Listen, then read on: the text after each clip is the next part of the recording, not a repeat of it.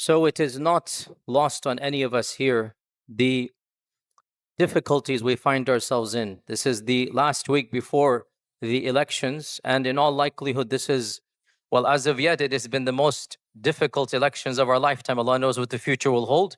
But the fact of the matter is that, in all likelihood, this election will decide quite a lot of things on the global level. There's even talk that we're close to World War III right now because of what is happening. Multiple countries are being involved in this debacle taking place. And because our country is directly related to every single one of those countries, Allah Musta'an, we are facing a very difficult situation right now. Tensions are at an all-time high, and Muslims themselves are very much divided.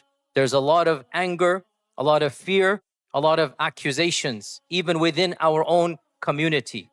Today, inshallah ta'ala, I want to shed a little bit of religious light. Now, I'm not going to be too explicit in my endorsement of any one group because of multiple factors. Of them is that this is a masjid and the laws of this country do not allow explicit endorsements anyway. Nonetheless, political talk is not endorsement, and one can criticize policies without endorsing. So I want to begin actually with an incident from the seerah that demonstrates the natural reality of living as a minority. It is narrated with an authentic chain to the tabi'in that our mother, Salama, radiallahu ta'ala anha, who was, of course, eventually she married the Prophet, she migrated to, as you know, Abyssinia. And she was one of the 85 Muslims who were living in Abyssinia for more than 13 years. So they were a minority in Abyssinia. And she mentions to us that sometime in that time frame, what happened was that the nephew of Najashi began clamoring support and fomenting hatred against his uncle and wanted to overthrow his uncle and take power. And this eventually led to a civil war in Abyssinia, in Habasha. There was a civil war between Najashi and between his nephew. And it appears from the books of Sirah. Now, one of the problems is that these 10 years, we only have a few narrations. They're not narrating in a lot of detail. But what we can derive is that it appears that the nephew of Najashi was using the issue of the Muslims as one of his rallying calls. And he was claiming that if he gets into power, that he will then get rid of the Muslims. And Najashi, as you know, was supporting the Muslims.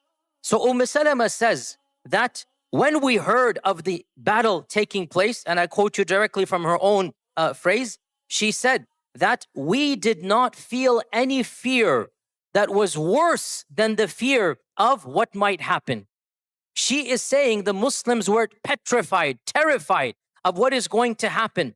And we began making dua to Allah. Nad'u Allah Azza wa Jal. We began making dua to Allah and asking Allah's nasr, nastansirullah, asking Allah's nasr for the army of Najashi against the army of his nephew. Now pause here before I move on. At this point in time, nobody knows Najashi is a secret Muslim. In fact, none of the Sahaba knew this. Only Jibreel came to the Prophet ﷺ when Najashi died. And Jibreel said, your brother Najashi has passed away, lead Salat al-Janazah for him. Up until that point in time, Najashi's Islam was totally secret. Nobody knew. From all apparent purposes, Najashi is a kafir and his nephew is a kafir. Salama says, we were making dua to Allah that we want Najashi to win.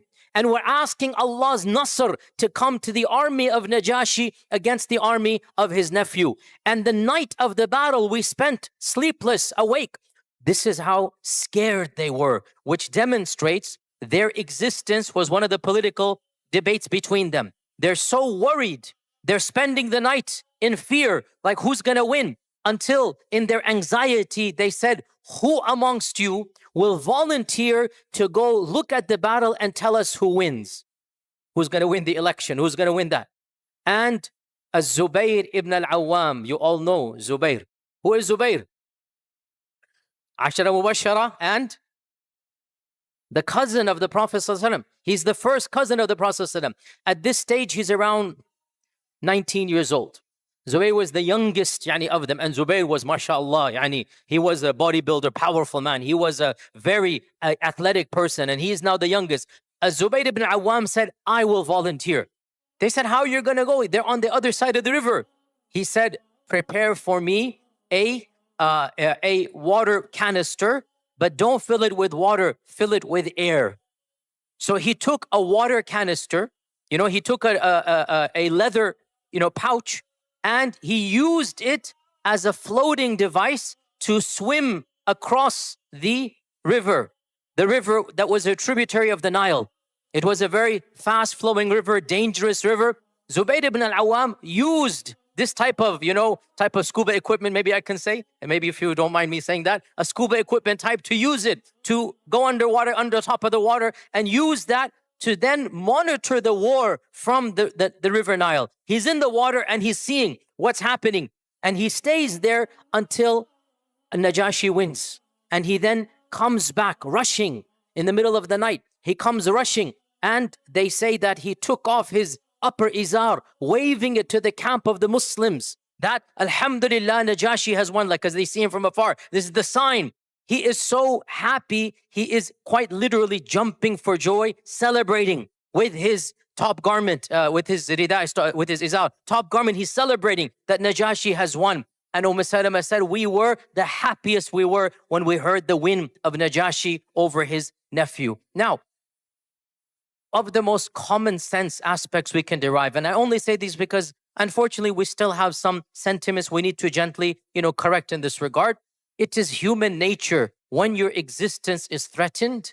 It is human nature when Islamophobia is on the rise. It is human nature when your freedom is going to be taken away. You don't want it to be taken away. And you want the party that will protect your freedoms to win. And so much so, the Sahaba are bringing in dua to Allah with one kafir party against the other kafir party.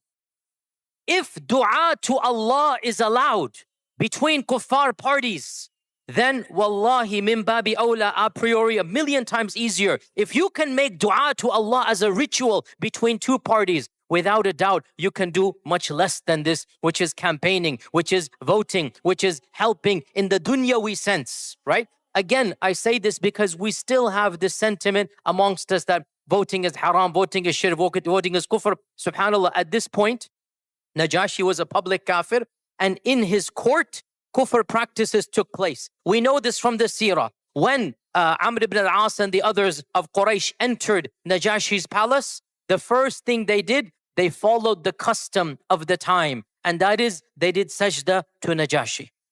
They did sajda to Najashi. And when Ja'far ibn Abi Talib and the Muslims entered, they were debating, should we do sajda, should we do not do sajda? And Ja'far ibn Abi Talib said, no, wallahi, I will not do sajda to other than Allah.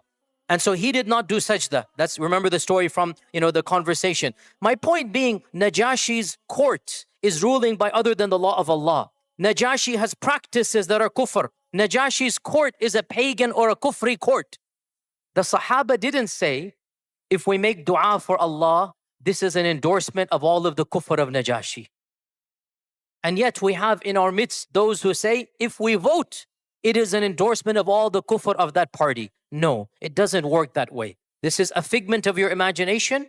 No rational person, no aqil, no person who understands politics, no person who actually votes, actually believes that when I vote for one candidate, this is an endorsement of everything about that candidate. Just like the Sahaba are saying, we're making dua to Allah. One of these critics will say, this means that they're making dua that shirk is done in the court of Najashi when they do sajda to him. No, this is a figment of the imagination of small groups of people that alhamdulillah, they're getting less and less. We need to push back that there is no kufr in voting. There is no shirk in voting. There is nothing wrong with wanting a party that will preserve your rights. And if you can make dua to Allah, and if you can be so scared you want Allah's nasr to come, and if you can send Zubayr ibn al-Awwam to monitor the elections or the civil war, this clearly shows you have vested interest, and there's nothing wrong with being a part of making sure your vested interest will be manifested. Now, of course, that is a nice, easy, hypothetical situation when we have a Najashi. Who is our Najashi in the current climate? Who is our Najashi in the current climate? Allahul Musta'an. This is where we get the reality, okay? So once I've talked hypothetically that it is permissible to be a part of the system, it's okay to want to be a part of it and to influence and to make dua. This is human nature, as I said. You are disconnected from reality if you have any view other than this. We want our freedoms preserved, and it is our constitutional right, and we have the right to lobby and petition, like Ja'far lobbied directly with Najashi himself, and like the Sahaba are wanting one group to win over the other. Now, obviously, there is no democracy in Abyssinia. They cannot go vote. But my point is, if they are invoking Allah for one side, they are doing more than voting. This is what I'm saying. If they're making dua to Allah, this is a ritual, and they're allowing a ritual to make one side above the other. This is far bigger than casting a vote, and in your heart you know that I don't agree with everything about this party. Do you understand how I'm using that incident? If theology is allowed to be brought into an election, then without a doubt, the type of stuff that we do is, a priori, even more so, it is allowed. So the point though is not, is it allowed or not? We've gone over this multiple times. I've said this so many times. The issue is, what do we do in deciding our Najashi?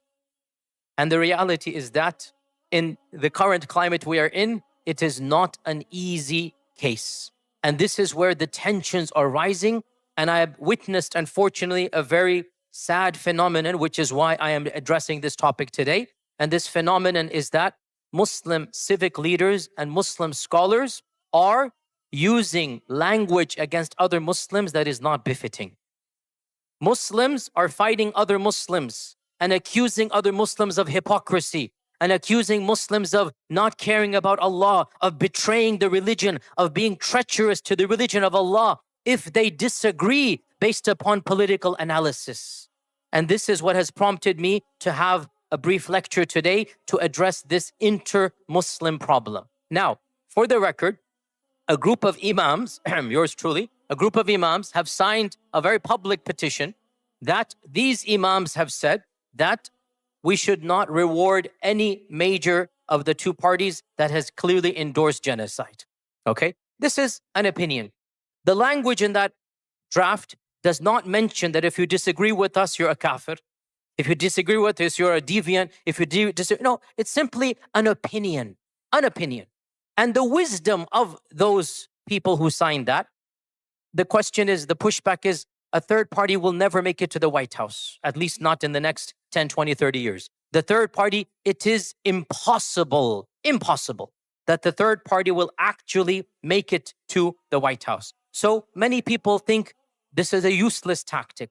And the response is, no, you haven't understood the wisdom of why this group is saying what they are saying. When you vote third party, what you are doing is you're expressing bold dissatisfaction and anger at both parties. When you vote third party, which is a very small group, for the first time, this small group is getting significantly larger.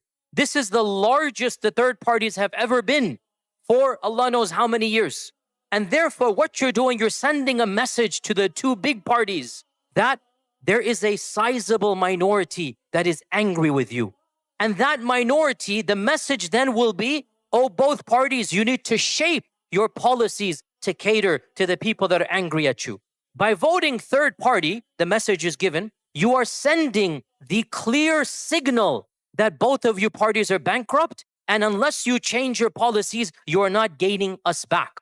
Also, you are building long-term alliances with other people that are allying with you against the other two parties. When you go third party, you find lots of other demographics that are also angry with the system, and you can ally with them to break the two-party system. So the goal of third party is not immediate change, it is long-term change. And long-term change takes a while. It is gradual. Also, by the way, one of the things that you have to understand is that the third party, the way that our country works, is that if the third party gains more than 5% of the vote in specific areas and states, they will get federal funding, they will be listed on the ballot, they will become an actual viable threat, and they will destroy the monopoly of the two-party system. And that is actually happening in a number of areas. So, by and large, the philosophy of those who say third party is that how can you reward a genocidal candidate? How can you ignore the fact that both candidates are jumping over each other and advocating blatant genocide? So we will not do that. We will send the message. That is their perspective. As we're all aware, there are Muslim civic leaders, Muslim imams who disagree. You all saw a few days ago in the Republican side of things, right? The presidential candidate had a whole host of, imams behind him, mashallah, dressed appropriately as well, and saying Muslims for Trump. Okay, you saw this reality there. And these group of imams, if you ask them, how could you have endorsed this candidate? If you were to ask them, and I did reach out indirectly to get their point of view, because I don't make verdicts without getting the perspective. And one of them, through a mutual friend, gave me a very, detailed analysis that Trump had a private meeting with imams in Detroit area. There was a whole room full of clerics and civic leaders, and they spoke truthfully and factfully. They spoke with a blunt attitude that we need this. And they laid out their 4 or 5, conditions. Number 1, stop the genocide taking place, right? And number 2, other things, the realistic demands that, anybody can make to the presidential candidate. And on record, and this is on video, Trump said all of these demands, you didn't need to make them. I'm already an advocate of them. That's what he said. And it is on video. And then he offered that group voluntarily, who wants to come on stage with me? And 5 or 6 of them volunteered, and the rest of them said no. One of them was my friend's friend. He said, the reason I went to that room was so that I can speak truth to power, not so that my name can be shown on any ballot. And that's why he did not go on stage. But he just said, I wanted to speak kalimatul haqq, Imam Jair, as the hadith goes. I wanted to speak the truth and know how the Muslims feel, express our anger. So he did this and he left. But as you know, 5, 6 imams, they went there. And when you ask them, they will say that the other party didn't even give this token representation. They turned down even having a Muslim presence on their podium. And they are the ones actually doing genocide. They will say, for sure, Trump cannot get any worse than what is happening. And they have their view, that this person will be better because in the end of the day, because he has certain fiscal policies, he doesn't want American money spent overseas. He doesn't care about lives of us, but he doesn't want money to be spent. So they have an understanding that that party is better.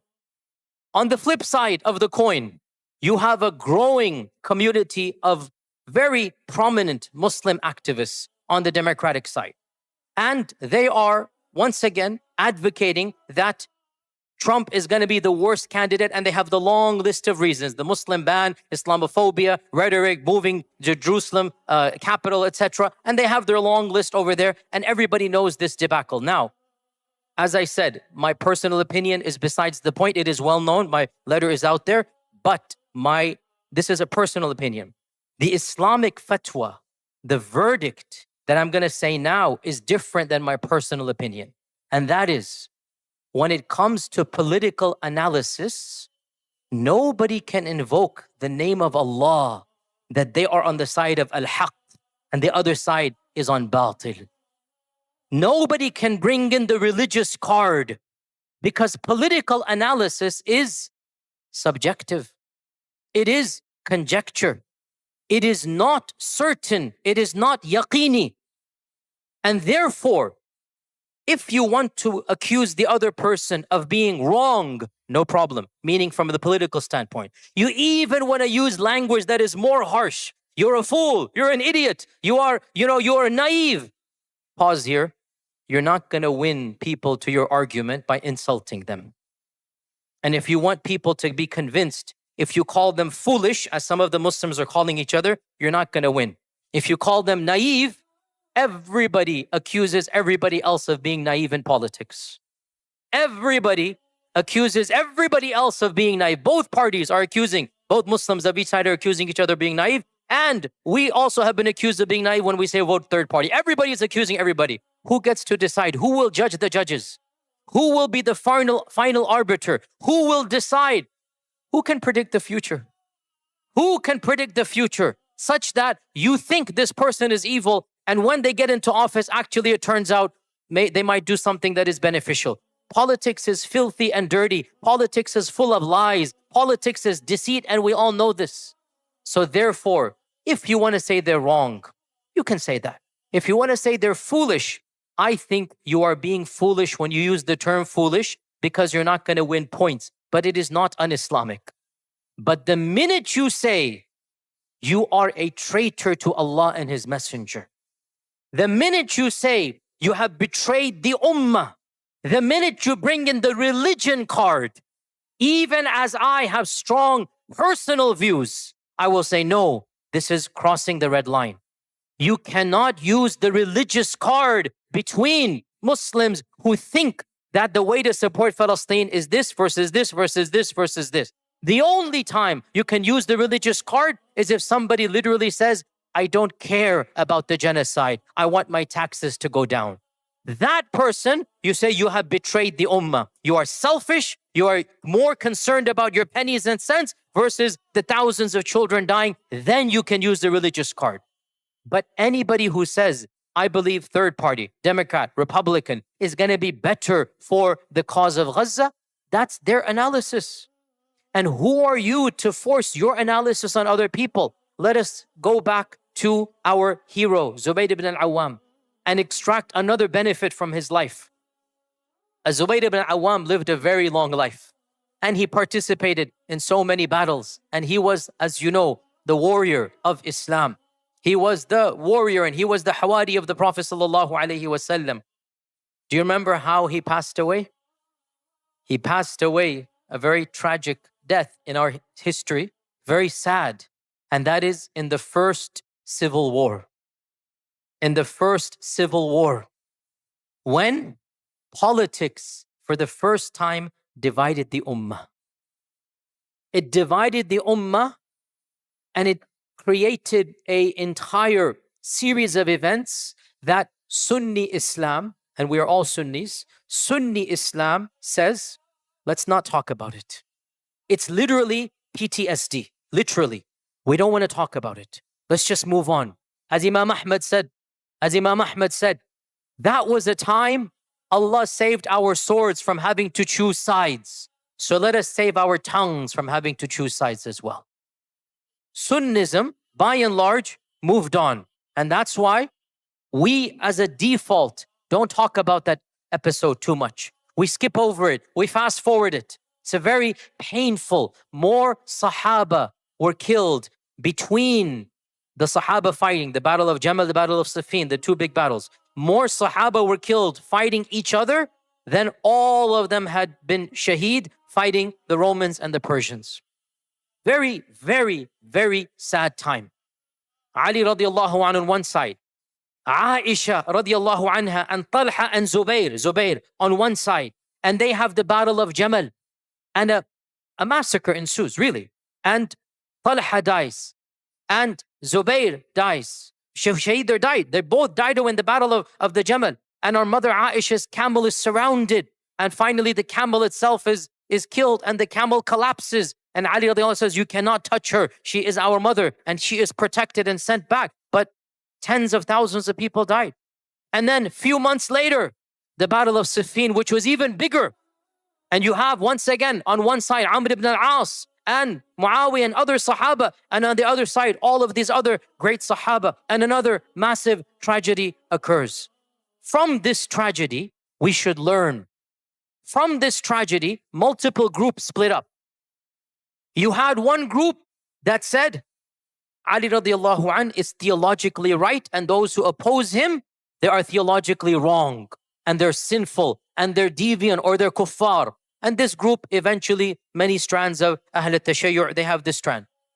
You had another group which doesn't really exist as a group, but it used to exist, and the remnants are there. They're called the Nasibis. They don't really exist anymore. And the Nasibis, they actually said that Muawiyah radiallahu anhu is correct and Ali radiallahu anhu is theologically wrong. And they would curse, a'udhu billah, Ali radiallahu anhu. And they would say he's a sinful person. And this was a group that fizzled out. It no longer exists, even though I guess some remnants are still here and there. These are two extremes.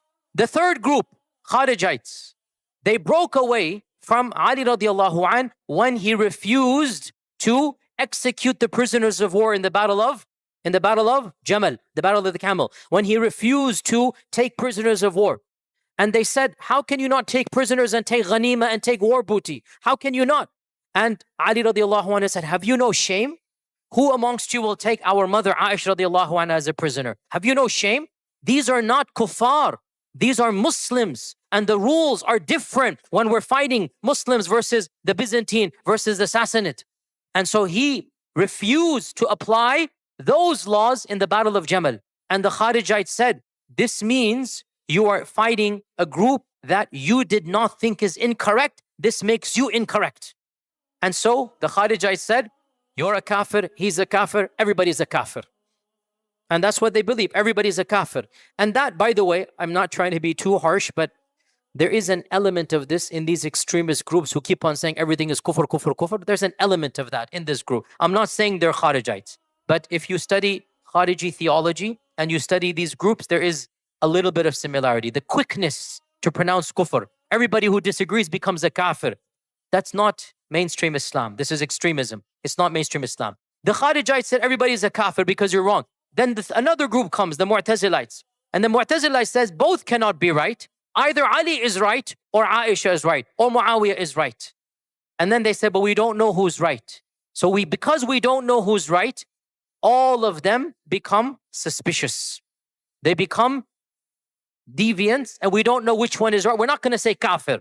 The difference between Mu'tazilites and Kharijites, the Mu'tazilites simply said, somebody is wrong and somebody is right. Because we don't know, we'll consider all of them to be wrong and leave Allah judge on the Day of Judgment. But we will not respect any of them. And the Kharijites say all of them are kuffar. Now, all of these are fringe groups. We are the majority. What did Ahl Sunnah say? What did Ahl Sunnah say? Sunnism said, we will not read in theology into political decisions. This is our stand. We will not read in Iman and Kufr and Sunnah and Bid'ah and heresy and deviancy. We will not read that in based upon a political judgment and miscalculation. Rather, the one who was right, Allah will reward them double. And the one who was wrong and sincere, Allah will still reward them a single. And we leave their affair to Allah. وَرَضِيَ اللَّهُ عَنْهُمْ أَجْمَعِينَ. This is what we said. And that's our theology. I don't understand how some modern clerics who are involved in this don't understand. We're doing this for far bigger people. We're doing this for far greater companions. We are saying, رَضِيَ اللَّهُ عَنْهُمْ أَجْمَعِينَ. We are saying, فِي كُلٍّ خَيْرٍ, there's good in all of them. We are saying that Allah knows who is the more right and wrong, and we will respect them and not doubt the iman of any of them. Those who did this, those who did that, they wanted the benefit of the ummah. We will not doubt their what? Intention.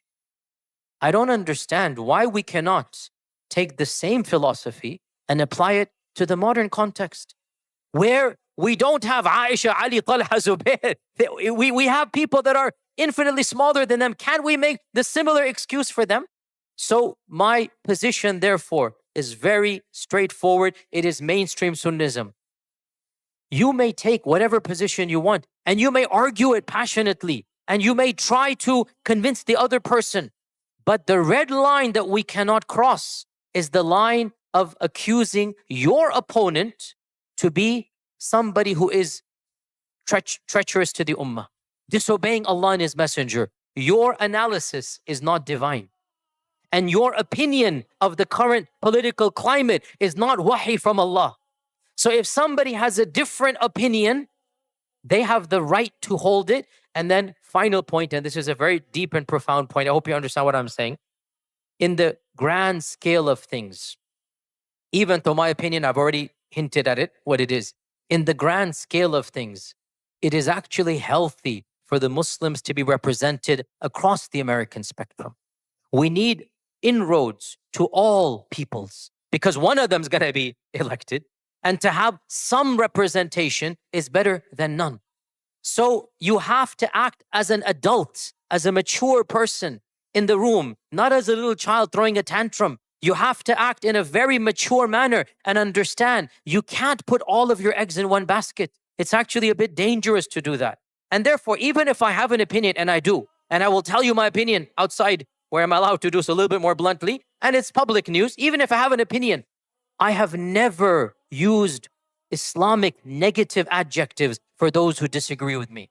And I say anybody who does so has actually committed a mistake in the eyes of Islam. It is not allowed to impugn niyat. It is not allowed to accuse of deviancy those who disagree with political analysis. So we conclude by stating we have a duty to help our brothers and sisters in Gaza, and a part of that duty is to be involved in the process. And by the way, one thing leads to another. Guys, it's not just the head office. There's senators, there's congressmen, and sometimes one congressman, one senator will be the spark of change. And in this state of Texas, I cannot be too explicit, but we have some really nasty people, right? And they're not too far from being evicted if you put your, that's all I can say.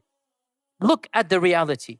Don't just look at the top office. Sometimes lower level is actually a catalyst to bring about a massive change. So do your due diligence. There's nothing wrong with getting involved in the system. It is completely Islamic to do so. And my encouragement to all of you is indeed to be active politically, socially, to vote. But more important than all of this, make your niyyah pure, raise your hands to Allah, make sure your iman is strong, do your best to have proper, strong tawakkul in Allah subhanahu wa ta'ala, spiritually, socially, and then yes, politically, start creating a change. And may Allah subhanahu wa ta'ala bless all of us and guide us to that which is useful and beneficial. Jazakumullah khair. Assalamu alaikum wa rahmatullahi wa barakatuh.